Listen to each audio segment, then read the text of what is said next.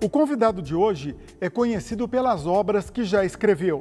Segundo suas próprias contas, são 42 em diversas linguagens. Destas, muitas foram premiadas, algumas traduzidas. Mas não é só isso.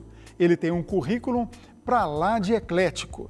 É formado em farmácia e bioquímica, direito e letras e literatura. É professor universitário. Fique aí, já já eu apresento o nosso convidado.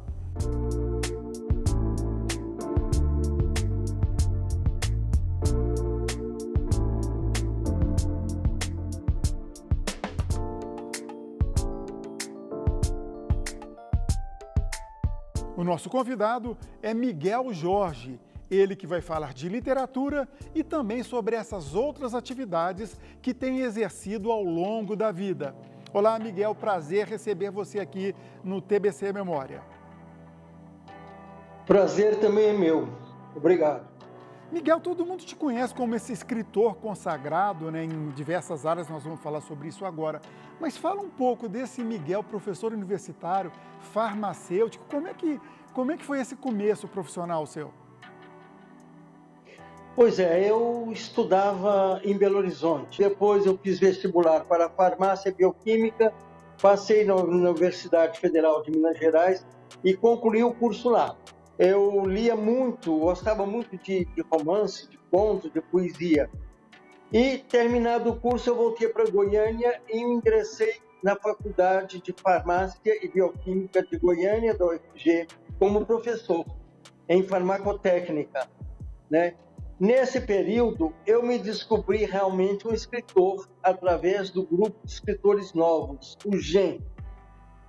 Bom, daí eu já estava fazendo direito quando me veio essa descoberta de ser um homem das letras. Aí eu fiz o curso de letras vernáculas, né? E fui lecionar literatura na Faculdade Católica de Goiás. Então essa aí é um resumo da minha vida eclética que você perguntou. E como que é esse trânsito entre a farmácia e bioquímica, né, lógico, ciências biológicas, e o mundo das ciências humanas com literatura? Como que é essa mistura?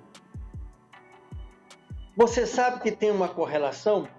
Uma vez eu me lembro que o Monsenhor Primo Vieira, que era da Academia Goiana de Letras, escritor, foi lá na Faculdade de Farmácia para descobrir de onde eu tirava inspirações para escrever meu livro, já que eu trabalhava na Faculdade de Farmácia. Aí eu ri bastante com ele, eu falei, olha, Monsenhor Primo, aqui tudo me inspira. As paredes, os professores, os alunos, os funcionários, essa vivência, né, em trabalho em laboratório, tudo isso é motivo para uma escritura literária. E como eu já havia feito o curso de letras vernáculas e já escrevia, aí eu fui buscar as técnicas mais avançadas na vanguarda. E isso que me interessava, quer dizer, buscar um estranhamento a mais, buscar alguma coisa que não fosse aquele conto, ou aquele romance, ou aquele poema do começo, meio e fim, e pronto. Então eu inovei, eu busquei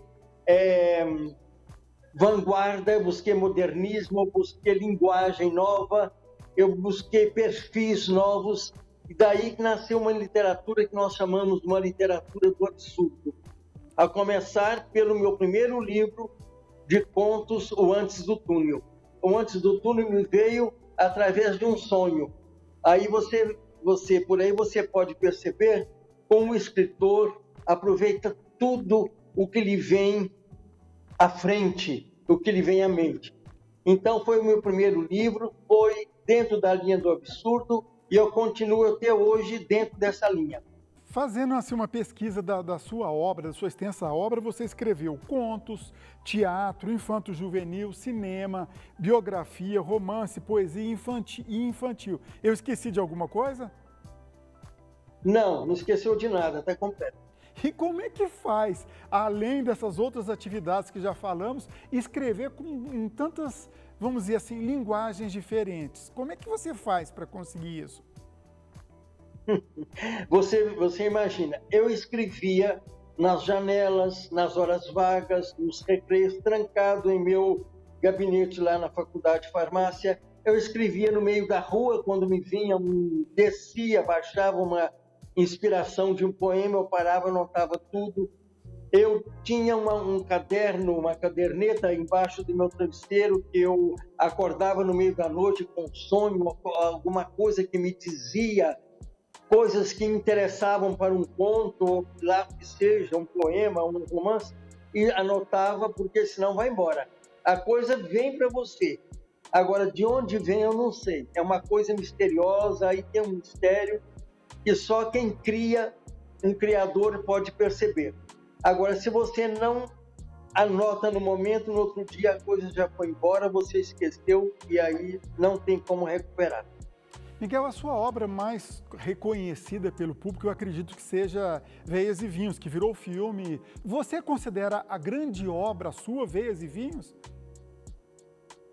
Olha, eu considero a mais conhecida, a que me deu maior trabalho e maior dor em trabalhar com esses personagens que foram assassinados, mas que depois me deu uma grande alegria com prêmios, a tradução para o italiano. Eu estive na Itália, conheci a Itália através do Veias e Vinhos, fiz inúmeras palestras em várias cidades italianas, lancei o livro em várias cidades, a repercussão foi a melhor possível. Eu nunca vi um interesse tão grande dos italianos para com o meu romance. Então eu digo que o Veias e Vinhos é que me deu maior notoriedade, junto com um livro de contos que foi editado em São Paulo e que se chama Varmas.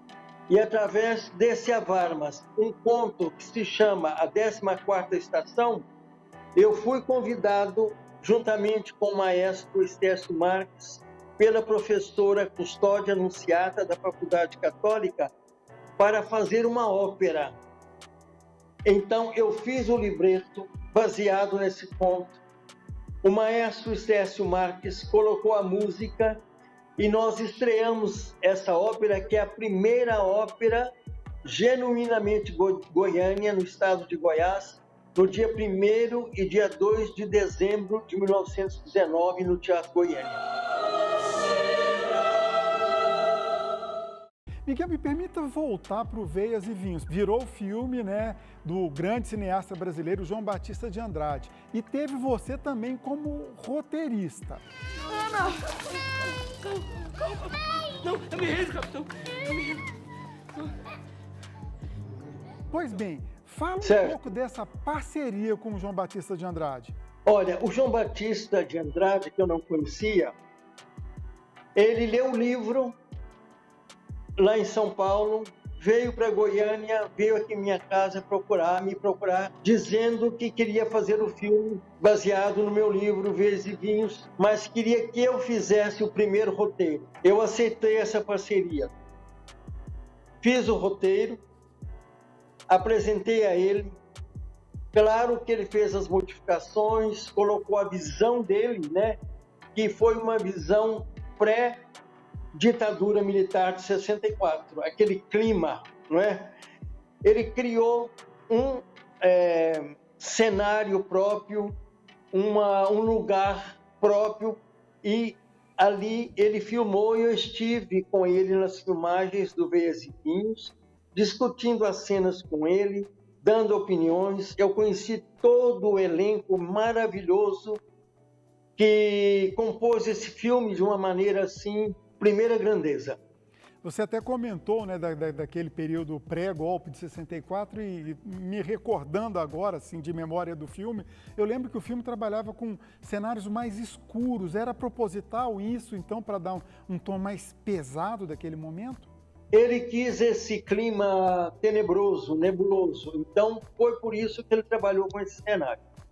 Bom, além das atividades como escritor e também de farmacêutico e bioquímico, o Miguel presidiu o Conselho Estadual de Cultura e organizou festivais também. Como é que você achava tempo para exercer tantas atividades assim e como é que foram essas duas experiências na sua vida? Fiquei por 2 anos presidindo o Conselho Estadual de Cultura. Mas eu tinha um elenco formidável comigo. Tinha a Belkis Pesqueira Carneiro Mendonça, a Moema de Castro Silva Olival, Regina Lacerda, a Mauri Menezes. E nesse período nós pudemos fazer o troféu Jaburu, que hoje é considerado o maior prêmio no estado de Goiás, não é? E a par disso, eu, juntamente com a Débora Torres, a cineasta, nós fundamos o Festival de Cinema, o Festcine Goiânia, não é? Que já está na 9ª edição. Foi assim um tempo maravilhoso em que Goiânia conheceu assim vários atores, diretores, produtores, roteiristas, e tudo isso em debate com os interessados em cinema. Fazer uma perguntinha indiscreta aqui. Dá para viver só de literatura no Brasil? Não, absolutamente, né? Eu sou professor aposentado, não é? E isso é que me dá assim, uma certa tranquilidade para fazer a minha literatura. Agora, de todos os gêneros que você já escreveu, qual que você mais gosta? E emendo a pergunta, tirando aí Veias e Vinhos, que é o mais consagrado, qual a sua grande obra? Olha, eu gosto muito de escrever romances, né? Me fascina o trabalho com vários personagens e com idas e vindas no tempo, quebras e enredo assim que tenha um certo estranhamento. Não é uma coisa linear que eu não faço. E uma linguagem bem moderna. Bom, eu tenho, além do Veias e Vinhos, eu tenho Minha Querida Beirute, que é um livro sobre os imigrantes árabes, né? Meu pai é do Líbano, é libanês, né? Tenho Pão Cozido Debaixo de Brasa, que é sobre a ditadura militar em Goiânia. Tenho também Nos Ombros do Cão. Enfim, é uma trilogia que eu fiz pegando 3 tragédias. A família Mateucci, no Veias e Vinhos, o Pão Cozido Debaixo de Brasa, com o Césio 137, e Nos Ombros do Cão, pegando a ditadura militar aqui em Goiás. Você está escrevendo alguma coisa? Qual que é a previsão de lançamento? O que a gente pode esperar?